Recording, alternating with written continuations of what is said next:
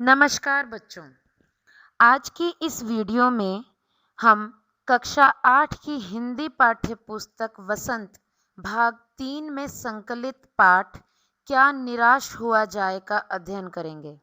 इसके लेखक श्री हजारी प्रसाद द्विवेदी हैं।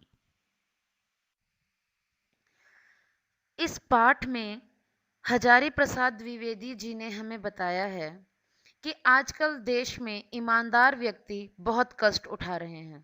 यानी ईमानदार व्यक्ति का जीवन जीना बहुत ही मुश्किल हो गया है, परंतु बेईमान और धोखेबाज लोग फल फूल रहे हैं, यानी वो प्रगति कर रहे हैं।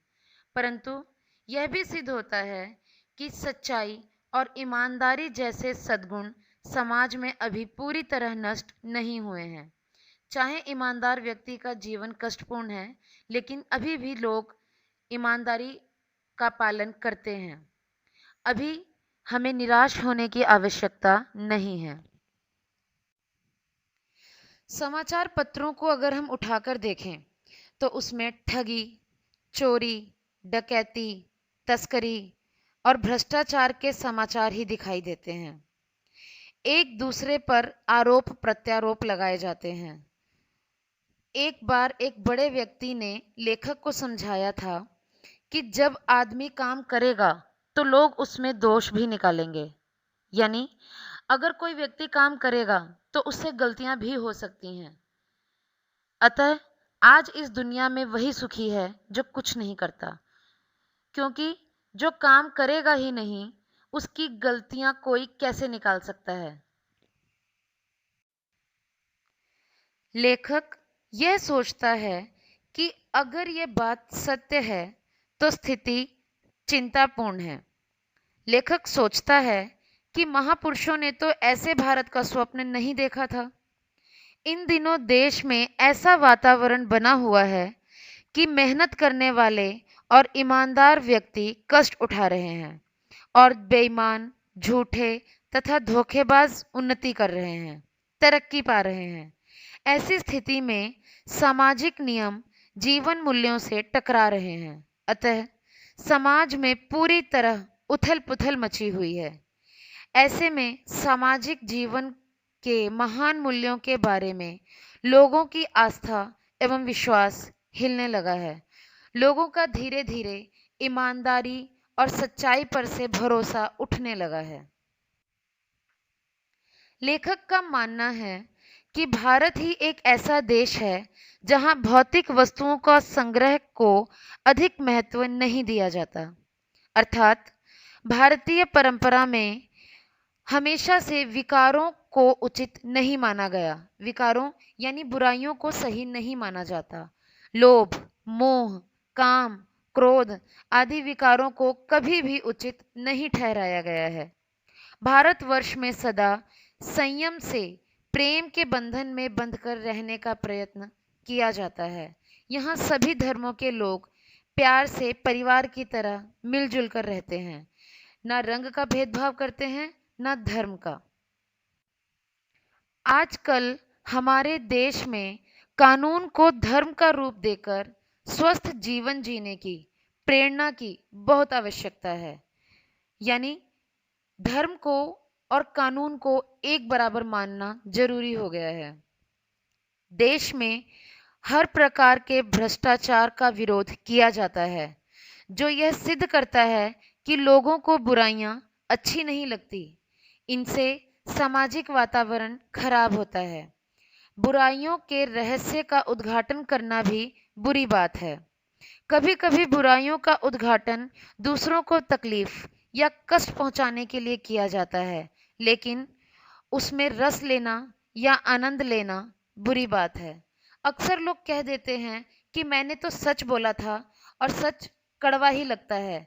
लेकिन कभी कभी लोग जानबूझकर सच इसलिए बोलते हैं ताकि सामने वाले व्यक्ति को बात बुरी लगे, उसे कष्ट पहुंचे।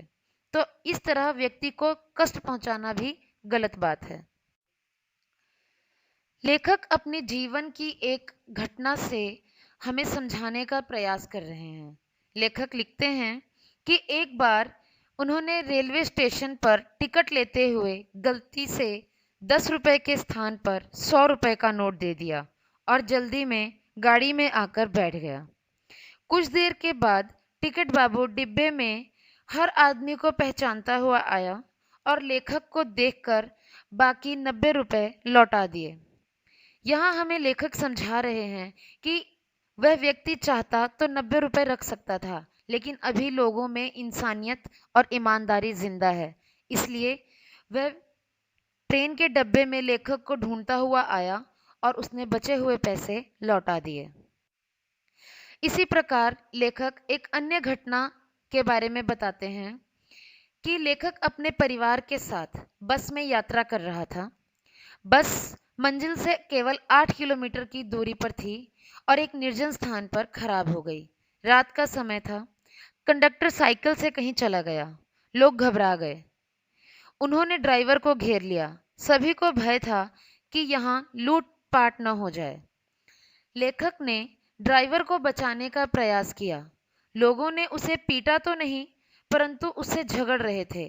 तभी वह कंडक्टर यात्रियों की सुविधा के लिए दूसरी खाली बस ले आया। साथ में लेखक के बच्चों के लिए दूध और पानी भी लाया। यहाँ लेखक कहना चाहते हैं कि सच्चाई और ईमानदारी दुनिया से पूरी तरह नष्ट नहीं हुई है। इस प्रकार की घटनाएं बुरी घटनाओं से अधिक शक्तिशाली हैं। अभी ऐसे उदाहरण देखने को मिल जाते हैं कि लोग एक दूसरे की मदद कर रहे होते हैं।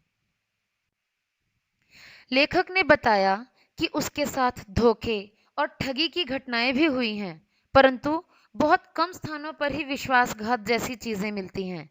यदि धोखा खाने की बातों पर ध्यान देते रहेंगे तो जीवन से आनंद समाप्त हो जाएगा। ऐसे भी बहुत सी बातें हैं जिसमें लोगों ने अकारण ही दूसरों की सहायता की है। लोग बिना किसी कारण के भी राह चलते लोगों की मदद कर लेते हैं। अतः दुनिया में अभी भी सहायता, प्रेम, भाईचारा जैसी भावनाएं अपना स्थान बनाए हुए हैं। अभी भी लोग इन्हें मानते हैं। रविंद्रनाथ ठाकुर ने अपनी प्रार्थना गीत में लिखा है कि यदि संसार में धोखा या नुकसान भी उठाना पड़े तो हे प्रभु, मुझे ऐसी शक्ति दो कि मैं तुम पर कोई संदेह न करूं, क्योंकि जब हमें कोई समस्या का समाधान नहीं मिलता तो हम उसका सीधा दोष ईश्वर को देते हैं।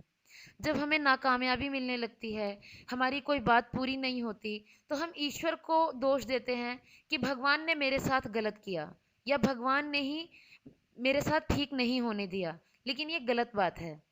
लेखक का मानना है कि आशा की किरण हमारे मन में रहनी चाहिए। महान भारतवर्ष को पाने की अभी संभावना बनी हुई है और हमेशा बनी रहेगी। अतः हमें निराश होने की आवश्यकता नहीं है। हमें खुद सच्चाई, ईमानदारी और प्यार के रास्ते पर चलना चाहिए। एक दूसरे की मदद करनी चाहिए। देश एक दिन फिर से महान भारतवर्ष के नाम से जाना जाएगा। आशा करती हूँ कि आपको यह पाठ भली भांति समझ आ गया होगा और आप अपने जीवन में कभी निराश नहीं होंगे।